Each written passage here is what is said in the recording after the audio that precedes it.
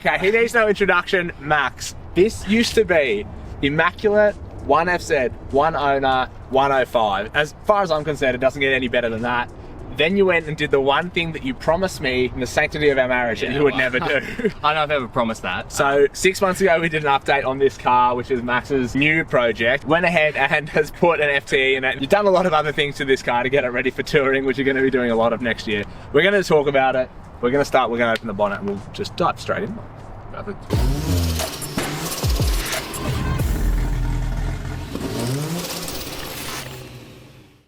If you are chasing an underwhelming amount of horsepower for the most amount of money spent, then you put a turbo FZ. FTE is the way to go. It's not a stock FTE. I think that's the big thing. Stock FTEs are still a little lackluster. I don't think there's any beating around the bush. But for the cost of them, what have you done to this to make it that 400 horsepower, 1,000 plus Newton meter mark? So, we'll know they'll do 400 horsepower in stock form with a few little bolt-ons, but I wanted reliability. So when I had the engine out, I figured what better time than now to actually build it. We did forged internals, head studs, all the good stuff to them. Obviously all genuine parts for things like head gaskets, main gaskets, all that kind of stuff. With that as well, we've just gone, keep it basic, UFI turbo, bigger injectors, uni-chip. It's a tried and tested combination. In terms of clutch, what's in it? MPC 1600, same as you. Yep. Billet flywheel. Billet flywheel. Yep. And you also, while you're in there, manual converter. Yeah, right? manual converter. So the auto is never going to hold the power. And then keeping in the theme of drive lines, you got Farrows to do your option shafts. Yep. Yeah. So staunch shafts, keep it all together. Still factory axles and diffs for now. Factory axles and diffs. They have the 10mm stud in the rear from factory, so I'm not too worried about spinning axles. But everything else for now seems to be holding up. What else have you done to this thing other than? I mean, this is probably the biggest one. And I said at the start of this video, Max did this in a very short amount of time. It was what, 1 FZ auto to boosted FTE manual in what, a weekend? Yeah, maybe 1 or 2 weekends. I built the engine on a stand in a weekend or 2. We dropped it in. At the same time when everything was apart, did obviously all the intercooler pipe work and that kind of stuff. Manual swap, I think Grace helped me over the weekend, cut out the manual tunnel, put in all the stuff, put the gearbox in, shifters, changed everything. Put the loom in the following weekend and it was done. Driving. Let's jump around the side of the car. We're going to talk about the lack of wheels and tyres, but we have got something planned and we're going to go through the suspension bits and pieces. Yep. And then we'll have a look at the Super Tourer setup in the back. Cool. Nice. Lack of wheels and tyres, we're going to start about that now. We've got some plans. Tell us what is coming in the pipeline. So we have, as you've probably seen on Sam's car, some DWC lockups. They are a really hot looking rim. I've gone full chrome to first of all match the car because I think the car looks really good with chrome rims. It's quite a light coloured paintwork and it's got a bit of chrome like the door handles and the mirrors. So that'll be a full chrome beadlock rim as well as some Maxxis razors. Thinking mud terrain should set the car off nicely. I think that'll be sick. One thing we also forgot to talk about at the front, but we can loop it in here, is bar work things. Managed to get my hands on a Jimmy bar, which as you guys probably know can often a bit of a task in itself. Literally impossible. Yeah. Anyway, we got one. Kinsellas, Sam's had a bit of a chat to, and we're going to get some custom scrubbies made. As well as sliders. So I've actually got a DIY slider kit I'm going to make to hug the body really tightly and then join into the brush bars. Very cool. Now, suspension wise, you've chucked some stuff you had in like lying around for now so that we can put those wheels and tyres on, but you're not done. No, so more things coming. Suspension at the moment, we've got Fox Remote Res, Dobinson coils, Superior upper and rear lower trailing arm, Superior steering dampener, all the good stuff. So it rides amazingly. But we also have some cooler suspension stuff happening down the track. We got ramp to do up some custom long arms. They're fully welding kit, all alloy machined arms, so that'll be really good for the rear. And then we're going to think about something for the front eventually. Maybe front long arms, maybe coilovers. I like coilovers, he says. Top secret. While we're up the front as well, we'll talk steering box. Yep. So GU. Converted GU box. I actually bought the kit a while ago when I had my red car, and I never got around to fitting it. So I figured, what better car to put it on than this car? It's actually a kit that Kinsellas does as well. Yeah, we actually use the same kit for my car, even though we were redoing the whole thing. Benefits are a lot more steering, lighter, stronger.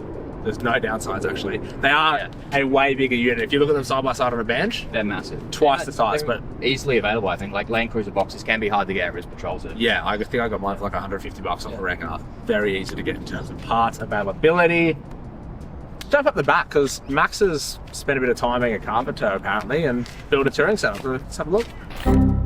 I'm not here to tell you that finance might be the answer to your prayers, but I'm sure you're interested, like I was, to know what your borrowing capacity is. So if you are, click the link in my description. We've been lucky enough to partner up with my mates at Finance Hunting. They're easy, affordable, reliable, and great supporters of the channel. And right now they're looking to help you get into your dream truck, dream boat, caravan, or holiday, or heck, even grow your business. So if you want to know any more, click that link. Anyway, back to the episode. Run us through what you've done. I remember trying to call you in the middle of while you were trying to do this and was on the verge of a mental breakdown. So obviously it wasn't all sunshine and rainbows, but... No, but we got there in the end. I think it was a carpeting job that ruined my life. It was a nightmare. Here. Yeah. Let's go basic setup, talk about 12 volt. Yeah. And talk about where you're going to take it for the first proper trip. Yep. So in my last car, I had a pretty minor touring setup. I had drawers and just the fridge that went on top. And that allowed me to see kind of what worked, what didn't work, and what I liked with the vehicle. Because of that, I've gone for an upright fridge this time. I'm sick of having to climb into the vehicle, especially when they're quite lifted. Additionally, big slide-out drawer, camping stuff.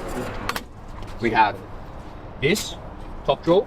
Don't actually know what it does. I think it was meant to be a fridge slide at one point. Yeah, a fridge slide or Still Weber. working out like that. Yeah, it could be a little Weber, but... Storage. And then, kitchen. So, Cool use of space for a yeah, wagon. it's awesome. Like, being able to cook, not on my tailgate, just slide it out, slide it back in, pack up super easy. Yeah. It's got legs, so when you've got a bit of weight on it, it doesn't bounce up and down. Nice. Yeah, it's nice. It's pretty sturdy too. I was going to say, Foot-long metal. surprising, even without the legs, you could probably run it without them and be totally sweet. I guess it's hard with a wagon trying to utilize the space because hard to get inside. Yeah, access. exactly. You sort of have Everything's to really at the back, utilize really. the height. Yeah. Are you going to look at doing like a cruiser company window in the side? Probably do a gull wing on one side. Yeah. Still a work in progress. Going to work out. Maybe put some appliances under there so everything's not stacked in the back, and we can just pop the side and run like an air fryer or a Yeah. coffee machine or something. Nice, man. But Oh, shit. Yeah. In terms of running air fryers and inductions and stuff, what 12 volt system are we looking at? So nothing over the top. Just standard Enerdrive DC to DC charger. I have 2 lithiums, so almost 300 amp hour lithium in the back, which is great. It means I can park up for days and run a fridge, etc. Easily. Also have 2000 watt inverter in the side panel, which allows me to run, well, power points, but that means air fryer, coffee machine, etc. That's turned on by here, and then we just have like simple rear lighting, so you can actually see when we're cooking in the back. Hot as hell. As well as power points, and then just a few extras for expanding it down the track. Very cool. Yeah. First big trip. What are you thinking? Is it going to be our snow trip? I think it might just be the snow trip down to Jindabyne. It's a good, what's that, 10 to 15 hours? Yeah, it's a few, I'd say, probably 14, 15 hours in the car, so that'll be cool. I wasn't even going to film it, but maybe you guys might like to see me try to snowboard and whatever else. See what happens. I think it would be rude not to start this car and let them hear it, because I know spicy FTEs are a hot sounding thing, and you guys love your hard limiter, which is in this. So start it up, warm it up, let it eat, and touch back with Max in a couple of months, probably well before then anyway, in terms of the car update, because there's a lot of cool stuff happening before the A lot of snow. cool stuff. Big touring setup coming. Yeah, we have Outback Tour. Outback Tourist hooked us up with rooftop, 270 awning, shower tent. Solar, something? Yeah, it's got solar. Yeah, lots- very cool. Lots of stuff. Yeah, nice. How cool. I'm excited. All right, kick it in the gun.